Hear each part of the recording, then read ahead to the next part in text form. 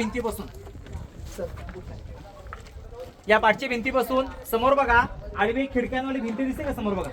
त्या भिंतीच्या आतमध्ये आपल्याला छत्र पाहायला मिळते बघा समोरचं ते सिंहासन मेघडंबरी जिथे आपल्या राजांचा राज्याभिषेक सोहळा झाला. आता 6 जून 2023 ला आपल्या राजांच्या राज्याभिषेकाला 350 वर्ष पूर्ण झाले. 350 वर्ष. त्या गडावचं मेन ठिकाण पवित्र ठिकाण आपण दरबाराकडे जाणार आहोत. त्या भिंतीपर्यंत हा छत्रपती शिवरायांचा राहता राजवाडा होता बघा. त्या काळात प्रशस्त वरतून हे लाकडाचं 2 मजले होतं बघा. आपल्या जुन्या वाड्याने असं माळवट टेप आणि आतून पूर्ण मखमली पडद्याने पैठणी कापडाने सजवलेला वाडा. वाड्याचं महालाचं वैभव कसं असेल कल्पना करा.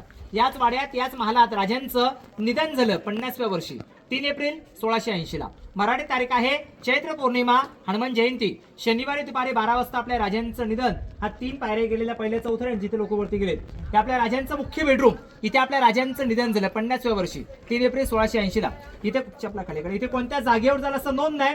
इथून पुढे 1.5 किलोमीटर वर शेवटल्या पुढे कोपऱ्यात मंदिर दिसतं बघा. नंतर आपण जाऊ जगदीश्वराचं मंदिर.